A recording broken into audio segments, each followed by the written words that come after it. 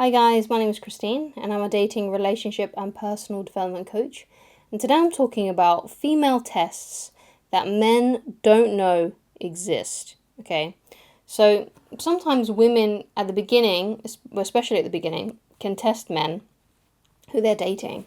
Okay, and basically what these tests are them to just see how you react to things, really. And in a way, there's kind of a little bit sneaky that they do this sort of thing. Obviously not all women test men, but they do sometimes, okay? It depends on the situation, but it definitely happens, I believe, more so in the beginning. But some women do still continue to test their men throughout the relationship. Now, these tests aren't necessarily hard, okay? They're not very difficult, okay? Especially if you know who you are, you know what your opinions are, you know yourself, right? And you're true to yourself. So if you stay true to yourself, then you're always going to pass these tests, okay? Because they're basically tests to see if you mean what you say and you mean what you do, sort of thing. Okay, so if you're on a date with a woman may test you by having a contradicting opinion, right? So let's say you're talking about how much you love a certain politician, and then they may even not be that too fussed about that politician. They may even be on the same side as these views. They might be, it depends where you live, obviously, but obviously, like in the United States, like maybe a Republican or a Democrat, or in the UK, it'll be something like a Labour or Conservative. So if you've got, like, let's say you are strong, you've got strong beliefs about this Republican politician, right? Now, she may have the same views. She may actually agree with you. But what she may do is she may give an opposing view, right? She may say, oh, actually, no, I kind of like the guy on the other side, right? And what she's basically seeing, what she's trying to figure out is if you're going to change your opinion to match hers, okay? To see how wrapped around her finger you are.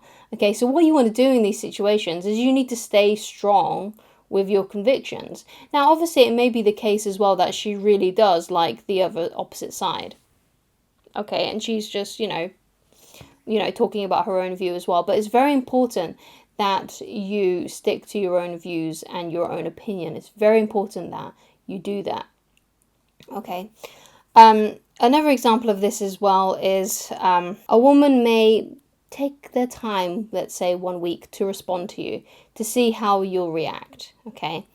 So what happens here is that a woman, you're dating a woman, maybe things are going really, really well, and then all of a sudden she isn't in contact with you as much. Now, it could be that she's actually genuinely losing interest, or it could be a test, okay, to see what you would do. So if you start to panic and you start to message her loads and ask her what's wrong, this is the worst thing that you can do, okay? The best thing to do is just to carry on with your life, right? And message her again when, it actually depends, because if you're waiting for a reply from her, you have to wait it out. Okay, but if, let's say, for example, she's not initiating contact as much, then you initiate contact with her, but do so in your own time. Don't be so desperate to initiate contact with her, okay? So let's say you've been meeting up once a week.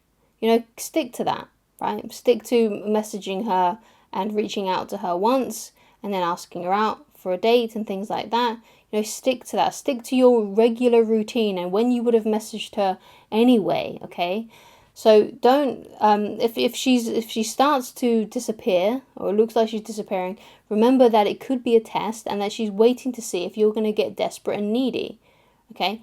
Because this is how some women actually screen out guys, right? What they do is maybe they've got like a couple of guys that they're dating, that they're seeing, and they want to find out which one is least affected by them and which one is more attached to them. And it's usually the one that is more attached, the one that's more needy, the one that is more insecure, that she will ditch and then start dating the one more who is not displaying that behavior, essentially. So you want to be the strong one. You want to be the one that doesn't get all scared and terrified when she hasn't reached out to you or she's taking her time to respond to you. It's very important that you stick to your guns and you stay emotionally controlled. Okay, so if a woman hasn't messaged you for a few days, what you need to understand is that, okay, well, she can, she'll get back to me when she does. And she usually will if she is still attracted to you and she's still interested in you. If she's not attracted to you anymore, you just won't hear from her again. Okay? But if it's a test and she is actually attracted to you, she will reach out. Okay? And if a woman has not initiated contact with you in a while, still continue with your regular routine. So let's say one of the pieces of advice that I give is, like, after a date, wait about 4 or 5 days before asking her again. So message her again on the 4th or 5th day after the date. Yeah, if you haven't heard from her first. Right? So just stick to that plan. Stick to your regular routine of when you would have asked her out. Okay? Because what you don't want to come across is that you are affected by what she does. Okay? Because these are ways that she tests. She tests to see how strong you are. Okay? And if she can lean on you, and if you have that fortitude, basically. And if you don't, she's not going to be attracted to you. So you have to not be affected by what she does.